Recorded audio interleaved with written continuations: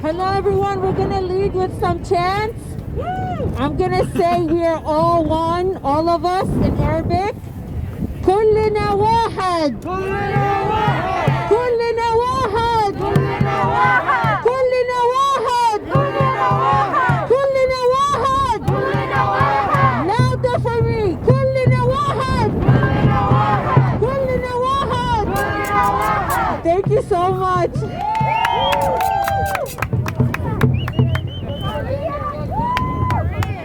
I say in Korea, 우리 함께, 우리 함께, 우리 함께, 엄마 우리 함께.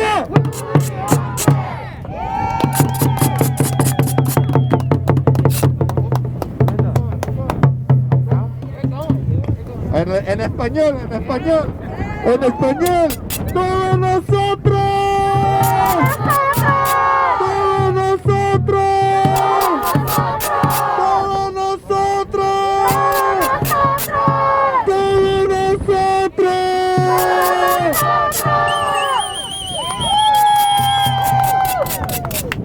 How are you all doing tonight or today? How's everyone feeling today? We need to feel the energy. Can everyone be a little louder for me? How are we doing today? Yes, the Muslim and African bans have been repealed. We are back as a community in Washington, D.C. Across the street from the White House, our house. I'm loving the energy today. I know it's a little hard to hear everyone with the mask, so if we can pay a lot of attention, that would be great. My name is Isra Shakir, and I'm a Syrian American Muslim woman. I love the background effects. I'm the senior campaign lead at Oxfam America, but today I'm here representing the No Muslim Ban Ever coalition that brought together this community space. Welcome to all that are here today, and thank you so much for being here. Round of applause for everyone who showed up today. As someone who has been personally impacted by the Muslim ban, the day President Biden repealed the ban was a day of profound relief and joy. I will finally be able to reunite with my extended Syrian family members who have suffered through nearly a decade of conflict and welcome them to this country where I was born and raised, the United States of America. This cruel ban should have never happened in the first place. The impact of separating families like mine for the past 4 years, like so many of ours here today, like the time that has passed, the memories and occasions missed, including graduation ceremonies, weddings, the welcoming of new grandchildren, and the constant pain and emptiness can never be erased. However, the hope for a brighter future has finally become a reality, and all of us are here today to celebrate that reality. 4 years ago on this day, Trump passed the Muslim ban. And since 4 years after the Muslim ban, immigrant communities say to President Biden a clear message: take action for all of us. Today, we come under the framing of all of us. We will engage in a visual activation today with hundreds spelling out the words, all of us, with their bodies at the foot of the Washington Monument. Within 1 week of the new administration taking office, in 4 years since the ban was signed, immigrant and Muslim organizations from all across the country are here. Raise your voices. We are here to take action across the way from the White House, demanding justice, respect, dignity, safety for all of us. From rolling back the Muslim, African, asylum, and refugee bans, to reuniting families, ending deportations, to freeing people from ICE, we're calling on the President and Congress to pass legislation that will include all of us, that represents all of us, and that serves all of us. We're introducing our policy North Star, the roadmap to freedom. to show what we'll work towards. And the first thing Congress can do is include immigrant essential workers in any COVID relief package, because that is what is fair and that is what is right. Round of applause for all our essential workers out here today and around the country, please. Keeping up the energy. Just a couple more things that I want to highlight that came out this week before we introduce our incredible speakers. Yesterday, unfortunately and shamefully, a judge in Texas has blocked the moratorium for 14 days. So the fight is very much alive as we gather today. The action of the judge makes it important for Congress to take action. So we are demanding Congress to take action on this. Today, the roadmap to freedom resolution will be introduced in Congress by Representative Jayapal, and her virtual press conference will be right after our press conference. We have 4 sister actions happening in Washington State, Los Angeles, Atlanta, and Denver. It is going to be an amazing day today for our communities. Now, time to introduce our incredible speakers who have all had experience and been impacted by the Muslim and African bans. First up, Naima, who is the chair of the Council on American Islamic Relations Maryland member and a student at Howard University, all the way from Sudan. Welcome, Naima. Can you guys hear me through this mask? Okay, great, because I'm not going to take it off. My name is Naima Mohammed Hamza Nayed Usman Hamid Hamidan Suleiman Abu Bakr Bagga. And when I stand here today, I represent not just myself, but my country, Sudan. One of the most beautiful and plentiful countries in North Africa. We are both black and Arab, and I represent a lineage of people that fought very hard for me to stand here today. In 2017, Donald Trump deemed my home and country and family a den of terror and too dangerous to allow entry to the United States. Shock, surprise, fear, anger, and frustration. These and many, many more emotions ran amok when newly elected President Donald J. Trump made true of the anti-Muslim rhetoric he promised during his campaign. Islam hates us, he insisted, as he introduced a new ugly and normalized wave of Islamophobia, proving that it's not Islam that hates us, but the U.S. that hates Muslims. Now, shock, fear, anger, even frustration were anticipated, as they seemed to maintain the driving forces in the president's campaign. Nothing, however, could have prepared me, my family, my community, my individuals, or the communities of the other countries named in the Muslim ban for the crushing claustrophobia to follow. The crushing claustrophobia that came from being even more of a target in the place that you called home made it difficult to breathe. As an immigrant, as a Muslim, and as a black woman, to exist in the United States is to perpetually be torn between two cultures and trying to develop an identity that balances both. There is always the insecurity that you don't belong or aren't wanted. The same way that a bully can make you feel so small by exploiting those traits you always worry about, the Muslim ban was a manifestation of my insecurities, revealing the truth behind my paranoia that I truly wasn't wanted and in fact blatantly targeted. Now, previously I had lived in my bubble of comfortable diversity in Montgomery County, existing outside the scope of blatant hatred. Of course, I've had my brushes with Islamophobia, served cold with a sprinkle of xenophobia, even a tall glass of sexism, if you will. But I wasn't prepared when my sister came home frustrated because a ticking sound was heard across the classroom and her teacher walked straight to her desk and searched her backpack. As all of the students in the classroom were pointing to the left side of the classroom, telling her that's where the ticking sound is coming from, she came all the way to my sister, who wears hijab, who's proud of her culture, and searched her backpack for the sound. The day of the inauguration, my aunt called to remind us about the last inauguration. Donald Trump's first days of office sent her scrambling to get tickets to return to America, along with my grandfather. My aunt fearful of being split from her husband, my grandfather leaving home in fear that he'd be shut out from the medical care that he needed here. Families split apart. Children had to phone their condolences for the loss of our cousins, grandparents, our parents, even siblings.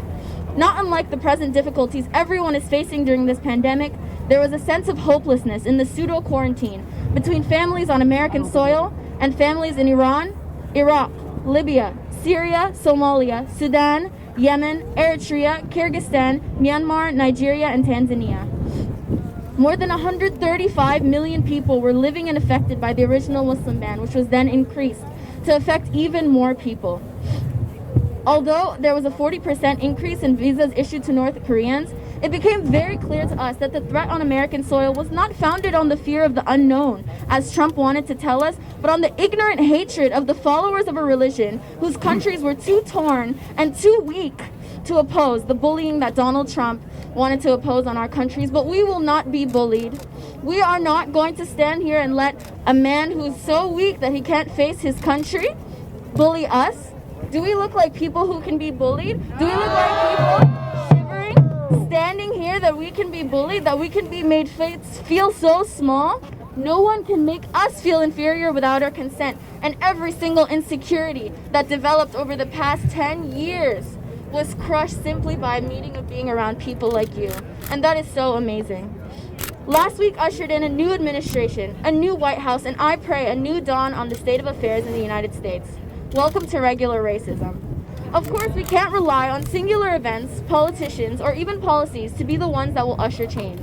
That responsibility falls on us. It's only through consistent hard work, consistent pressure, and presence that we will truly be able to both reverse the damage and build fresh our homes in a nation that we have every right to exist and thrive on. Time and time again, our existence, our livelihoods, and our faith will be tested. And I pray that time and time again, we succeed with flying colors. Because truly, even at its ugliest, our diversity in color, culture, background, faith, and thought is what makes our nation beautiful. And we cannot stop fighting to preserve that. Thank you. Another round of applause for Nema! Thank you, Nema, for that beautiful testimony.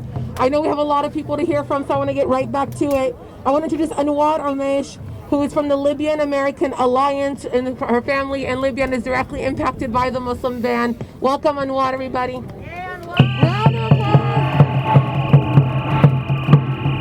Thank you, Isra. So 4 years ago today, the President of the United States signed an executive order that would separate my Libyan American family. Across almost 5,000 miles of constant power outages and poor connectivity, my grandfather, forced to sit on the sidelines, watched his children and grandchildren live their lives without him. He missed the graduations of his 2 oldest grandchildren from institutions that he would have never dreamed of attending, and the births and steps and words of his 3 youngest grandchildren in Ohio and Texas. In April 2019, as war erupted in Tripoli, the distance became all the more painful. Amidst papers and examinations, I repeatedly paused to calculate the distance between the latest bombing and my grandfather's house. As I received my diploma, he sent pictures of smoke on the horizon, and as I returned here to where I grew up, I looked around me at all of the glittering institutions that I had believed in as a child, that refused to offer my grandfather, my uncles, and my cousins safety amidst the bombs. But as the bombs fell and the borders closed, immigrants and advocates across this country joined together, and in fighting for family, transformed what it means. Family isn't just my grandfather, or my uncles, or my cousins. It's Doris, my friend, Harvard custodian, and extraordinary TPS advocate. It's the undocumented and documented students I organized with, demanding more from the institutions that surrounded us. It's the English language learners I've tutored, the formerly incarcerated people I've learned from, and all others who have trusted me with their stories, each different in its composition, but identical in its desires. Because the truth is, family is all of us. Right.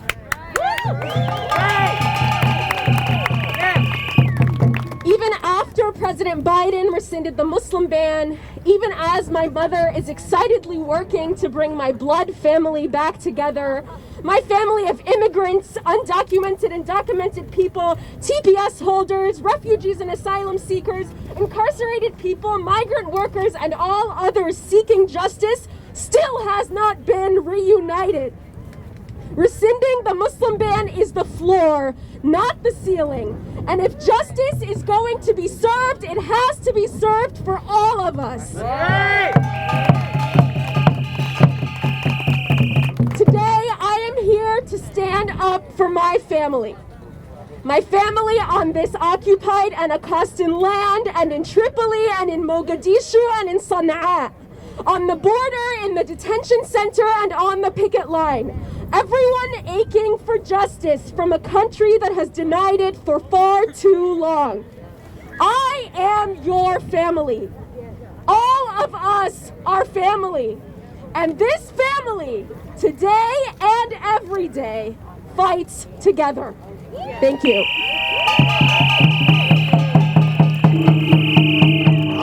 Another round of applause for Anwar, everybody, please. What an amazing reminder. Yes, we are all family, and thank you for this amazing reflection, Anwar. Next up, we have Eliana Fernandez from Make the Road, New York. She is a DACA beneficiary and a plaintiff in the Battaglia Vidal case that went to the Supreme Court of the United States. Welcome, Eliana. Hi everyone, good morning. My name is Eliana Fernandez. I am a lead organizer with Make the Road New York, which is also part of Firm Family Network for Immigration Reform. Today is a very important day in my life because I am here joined by my children and my partner who have been my rock and my inspiration for the last 4 years while we endure the attacks coming from the most racist and white nationalist administration our country will ever know. I want you to see my children and know that for the last 4 years, I went to bed afraid of losing them and not being able to stay in this place I call home. I have lived in this country for 19 years, coming from Ecuador when I was 14 years old. I wasn't documented until I secured protection from DACA.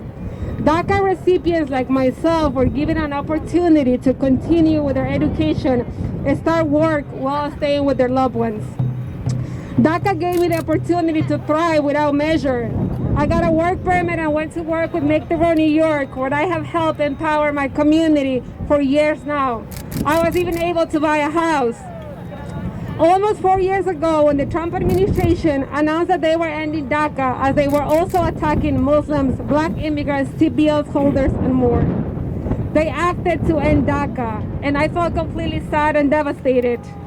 For far too long, we have been living in immense uncertainty, and today we are able to breathe a sign of relief. Today, I celebrate our undeniable and courageous power that led us to victory. We refuse to go down without a fight.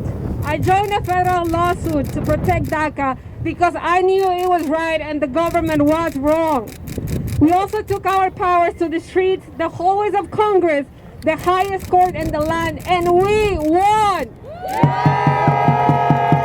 We applaud and welcome the restoration of DACA, the end of the Muslim ban, the moratorium on deportations, and the legislation being put forward by President Biden to keep DACA in place and provide a roadmap to citizenship to all 11 million undocumented immigrants in this country. We'll continue to put pressure at all levels till Congress enacts legislation and President Biden gets all of us to the finish line, including the passage of our Roadmap to Freedom resolution and the legalization of excluded workers, because we cannot be essential and yet deportable. Time to rebuild, reform, and create a more humane immigration system that works for everyone, keeping children out of cages and families together.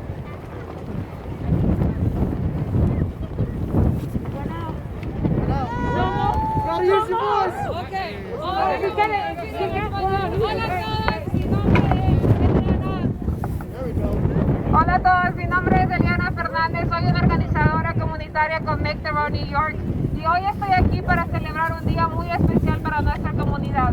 Después de 4 años de ataques racistas en contra de nuestra comunidad inmigrante, musulmana, negra, tepecianos, naca, hoy finalmente podemos respirar con alivio al saber que nuestro poder colectivo, todo el trabajo que hicimos cada uno de nosotros dio resultado y tenemos un nuevo presidente en la Casa Blanca. Nuestro trabajo no termina aquí, vamos a organizar todos los días hasta que toda nuestra comunidad inmigrante pueda tener un alivio migratorio. No solamente los residentes de DACA o TPS, todos los 11 millones de personas que hoy en este país no tienen un estatus. Esta lucha es por todos nosotros y no vamos a parar hasta que tengamos esa reforma migratoria que ya ha pasado muchísimo tiempo que nuestra comunidad no ha podido recibir un alivio. ¡Sí se puede! ¡Sí se puede!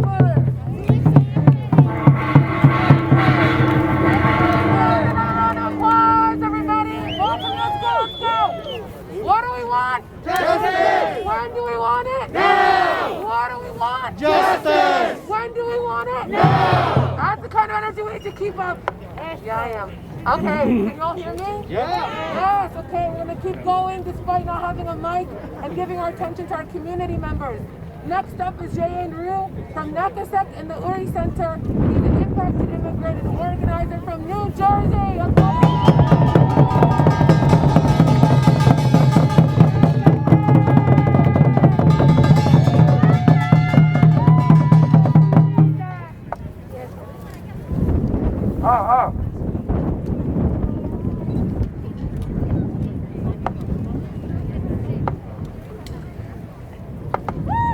Hello.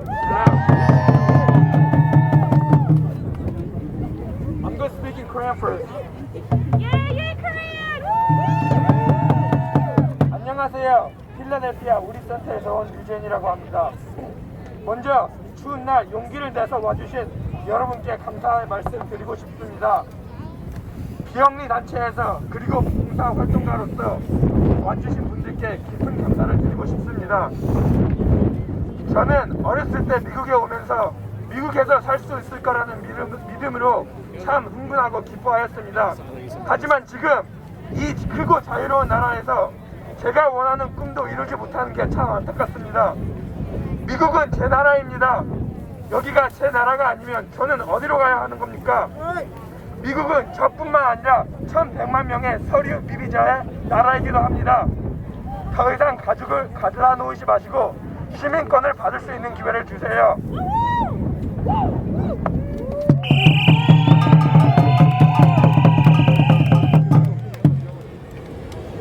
I'm not saying that.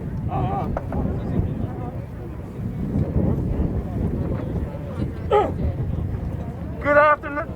My name is Jain and I am in Uri Center, a progressive Asian American organization in Pennsylvania. First, I would like to say thank you to those who gathered the courage and sacrificed their time to come and try to make a difference. To community members, volunteers, and non-profit organizers. I am the one making a speech here, but I want to applaud you for sticking up and rising up for all other marginalized communities' rights.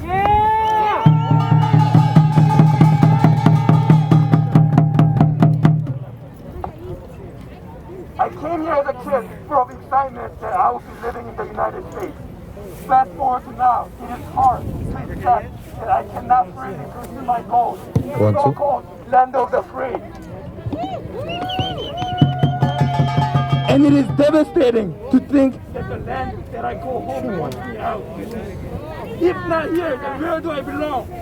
I had a goal of becoming a nurse, and my grades proved that I was good enough. It all came to a halt with the simple question by my counselor, do you have a license?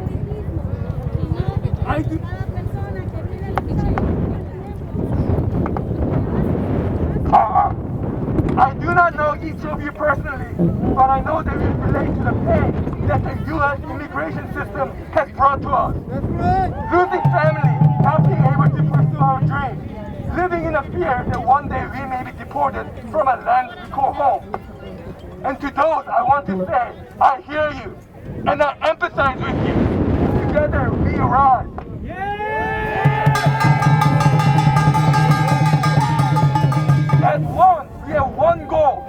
sure that all of us and the generation after us do not have to go through what we have gone through. This is why we need a pathway citizenship for all 11 million undocumented immigrants. Regardless of age, country of origin, or history with incarceration.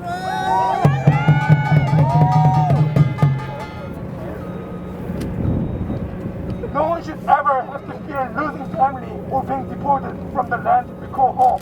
Too many families have been torn apart and separated. What we need is more than a promise. We need a law that protects families and gives immigrants a chance to pursue happiness. We need a law that empowers us and protects us from deportation. President Biden, I urge you, make sure that our rights as immigrants are protected. Sending a bill to Congress is only the beginning. Show us real political courage and do everything in your power to sign a bill for citizenship for all 11 undocumented immigrants. Everyone here is witnessing history, a change driven by the people. However, we are far from the violence and brutality that we have been seeing so much this year. That is not what we are about. Martin Luther King once said, hate cannot drive hate, only love can do that. I believe that genuine change comes from empathy and love for each other. I hope that you leave here today with compassion and a sense of empowerment. And on that note, I would like you to repeat after me. I believe that. I believe that we will win. I believe that we will win. I believe that we will win.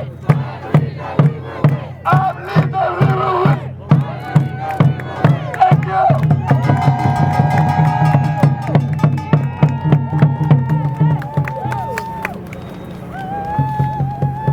Another round of applause for JN, please. A little louder, everybody. Next we have Elena Aguilar, who's a TPS holder from El Salvador, coming in with CASA from Pennsylvania. Let's welcome Elena.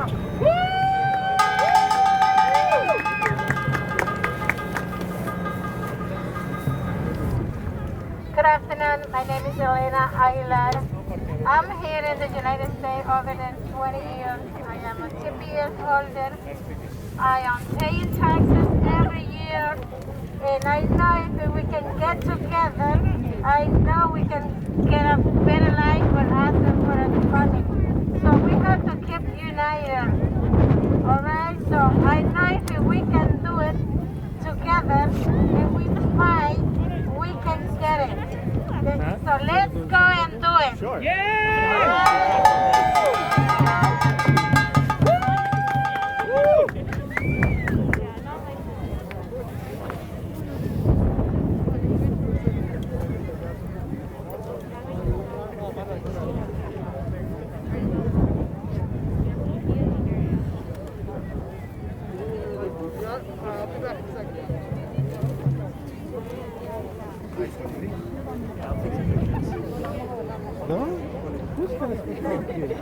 It's someone from the Care Maryland office, one of their volunteers. Have you been here since the beginning? Okay. Yeah, Zainab's supposed to be here. Elena, please, everybody. When I say no ban, no wall, you say justice for all. No ban, no wall. Justice for all. Louder. No ban, no wall. Justice for all. Can I have some drums in here? No ban, no wall. Justice for all. No ban, no wall. Justice for all. Next up, I would love to introduce Rosa Gutierrez from the Congregation Action Network to talk about being in sanctuary for 2 years. Welcome, Rosa, everybody.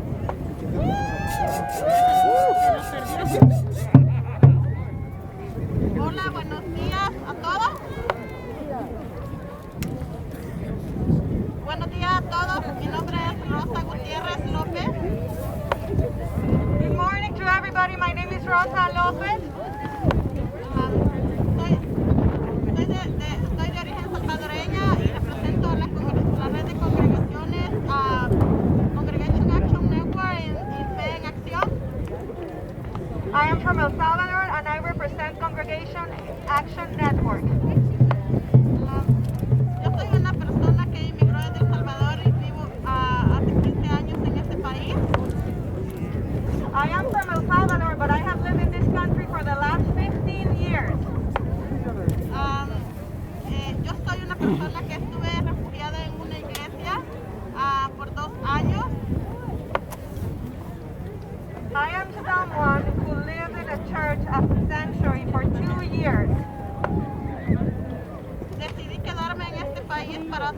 reunificada a mi familia. Tengo 3 hijos ciudadanos americanos. I decided to stay in this country because I have 3 American-born children, and I didn't want to be separated from them.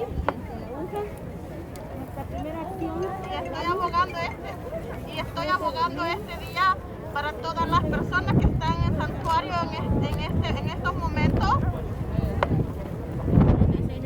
And I am here to support all the people who are living in sanctuary in this moment.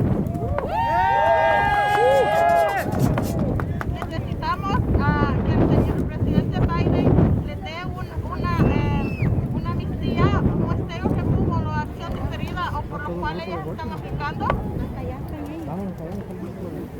We need that President Biden help legally all these people that are here without documents. Necesitamos que todos los líderes de santuarios que están a nivel de todo el país, que por favor los legalice igualmente a los 11 millones de indocumentados que estamos viviendo en la sombra. We also need to legalize 11 million people who are living in the shade. Y que gocemos de plena libertad con derecho a andar en las calles sin ser deportados y que no nos pongan un commonitor. We want to live free and walk the streets without being afraid and without having an ankle monitor. Señor Biden, necesitamos que usted legalice los 11 millones de indocumentados que vivimos en la sombra y sin... Mr. Biden, we need you to legalize 11 million people who live in the shade.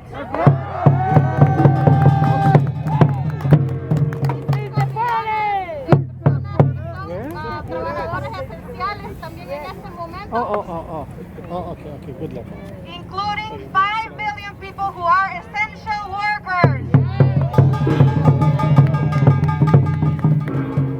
También estoy abogando, señor presidente Biden, que cierren las compañías privadas, no más centros de detención. I'm also asking you, Mr. Biden, no more private detention centers.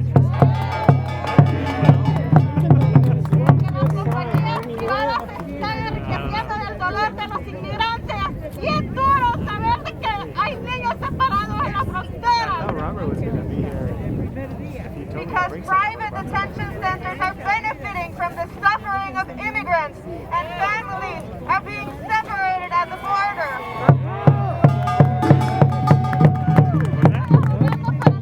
Reunificación de la familia y de esos niños que han sido separados. Y que aquellos niños que han sido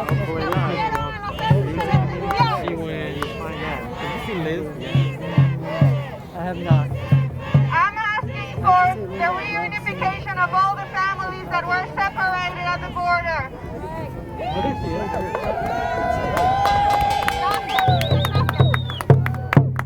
Thank you very much.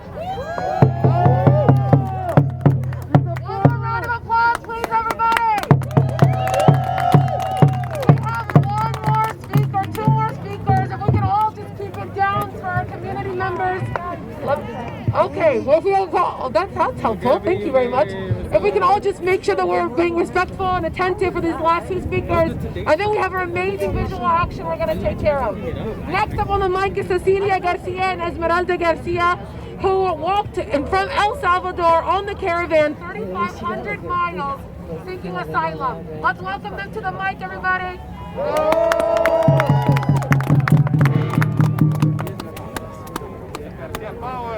Hola a todos. Está bien que estén aquí apoyando a los migrantes, porque son una voz más para nosotros. Vine emigrando con mi familia aquí a los Estados Unidos. Yo vine emigrando por querer una seguridad para mis hijos. Hello, everybody who's here. Thank you for being here, supporting immigrants. I came from El Salvador because I wanted security for my children. Yo vine migrando, pero me detuvieron detención. Where are you guys? I came here, but I was detained at a detention center. Yo sí sé que es estar en una detención. Estuve detenida con mis hijas. Ayer me pusieron esposas en mis manos y en mis pies. ¿Por qué hicieron eso si yo solo pedía de entrar a este país? I was detained with my 2 daughters, and they put me in handcuffs. And why did they detain me if I only was asking to come to this country? Estuve 5 meses en una detención. 5 meses estuve allí. Sufríamos porque a mí no me dejaban tocar a mis hijas, me separaron de mis hijas. Fue un trauma bien grande lo que yo tuve con mis hijas. I was in detention for 5 months, and they did not allow me to touch my daughters. Why did they do this to us? Venimos, mi esposo, mis 3 hijos, pero mi esposo y a mi hijo los separaron adentrar a la detención de Otay Mesa. I was detained with my husband and my son, but they were separated and sent to Mesa, to a different detention center. Estuve 5 meses con mis hijas ahí y no había nadie que nos podía sacar, pero allí los pedían $3,000 a cada uno para poder salir a este país, pero no teníamos nada de dinero porque nosotros venimos por un asilo, venimos a refugiarlos, pero ¿por qué detenerlos tanto tiempo en una detención? We were detained for 5 months, and they were asking us each for $3,000 in order to come into the country. But how can they ask for that? We are refugees. We were refugees. We didn't have that money. Así como estuve yo, hay muchos inmigrantes todavía detenidos en una detención. Al señor Byron, presidente, le pedimos que saquen a toda esa familia de la detención, porque muchos están sufriendo por querer salir de ahí. Es un trauma, le meten trauma a las familias, las hacen sufrir allá en ese lugar. Señor presidente Byron, cierre esas detenciones, saque a la familia, porque solo venimos por una seguridad, no somos problemas. Mr. Biden, we're asking you to close all those detention centers, keep the families together, do not allow this suffering to continue. Después de estar la familia detenida en una detención, después de salir lo ponen grilletes, porque más sufrimiento, ya no más grilletes, ya no más detenciones. Cerremos toda detención, deben salir a los inmigrantes, denle una oportunidad porque somos gente buena, que queremos nomás paz nomás pedimos. We are only asking for peace. We don't want to be walking around with ankle monitors, Mr. Biden. Please let us walk in peace. We are just asking that. Looks like cannot exist. Yo vine migrando, yo vine en una caravana con mis hijos, porque no había de otra manera. Yo venía sola, pero en el camino me encontré con la caravana. Yo caminé muchas millas con mis hijos, pero cuando yo ya no tenía fuerza, a mí me ayudó una organización. A través de las organizaciones, habemos muchos inmigrantes que hemos llegado a este lugar. ¿Por qué?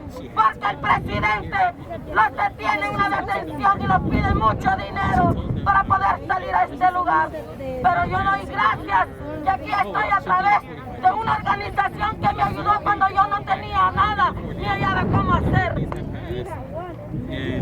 I came to this country and I was detained with my daughters, but I was able to get out of there thanks to the help of a non-profit organization that helped me to get out there. And so thank you to all the non-profit organizations.